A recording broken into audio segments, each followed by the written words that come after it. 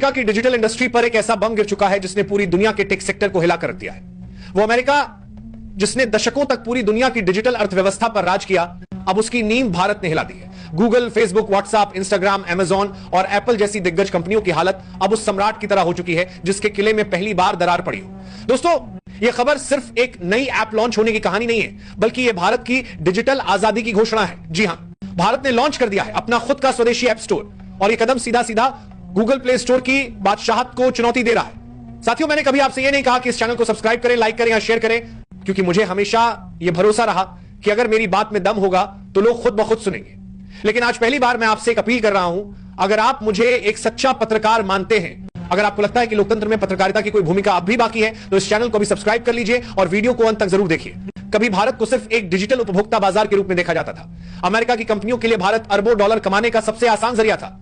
यहां के करोड़ों लोग, यहां की युवा आबादी, यहां का विशाल इंटरनेट यूजर बेस, सब कुछ विदेशी कंपनियों की कमाई का जरिया बना हुआ था। भारत के ऐप डेवलपर्स और स्टार्टअप्स गूगल और एप्पल जैसी विदेशी कंपनियों के प्लेटफॉर्म पर अपनी ऐप्स डालते तो उन्हें भारी भरकम कमीशन चुकाना पड़ता। उनकी मेहनत की कमाई का बड़ा हिस्सा विदेशी कंपनियों की जेब में चला जाता। यही वजह थी कि भारत में इनोवेशन का दम घुट रहा था।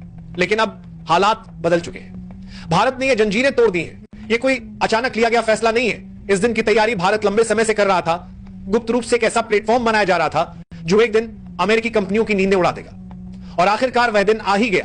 भारत ने अपने इंडस ऐप स्टोर को लॉन्च कर दिया है। यह सिर्फ एक ऐप स्टोर नहीं है, बल्कि यह भारत की उस डिजिटल क्रांति का प्रतीक है जो अब पूरे विश्व में सुनाई देने वाली है। दोस्तों, इस खबर की गूंज इतनी जोरदार है कि अमेरिकी मीडिया हाउस तक हक्के बक्के रह गए हैं। वॉशिंगटन पोस्ट से लेकर न्यूयॉर्क टाइम्स तक और सीएनबीसी से लेकर ब्लूमबर्ग तक हर जगह यही चर्चा है कि भारत ने गूगल प्ले स्टोर को सीधी चुनौती देकर अमेरिकी डिजिटल साम्राज्य की नींव हिला दी है। गूगल प्ले स्टोर की ताकत का अंदाजा इसी बात से लगाया जा सकता है कि इसके जरिए गूगल हर साल अरबों डॉलर की कमाई करता है।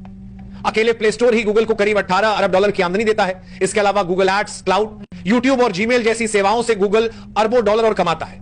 लेकिन सोचिए, इनमें से सबसे बड़ा हिस्सा आता कहां से है? जी हां, भारत जैसे देशों से।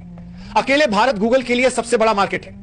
अब जब भारत ने अपना खुद का ऐप स्टोर लॉन्च कर दिया है, तो सीधा मतलब है कि गूगल की सबसे बड़ी कमाई पर सबसे बड़ा वॉर हो गया है। और यही नहीं, भारत का यह कदम सिर्फ आर्थिक दृष्टिकोण से ही नहीं, बल्कि भू राजनीतिक दृष्टिकोण से भी गेम चेंजर है।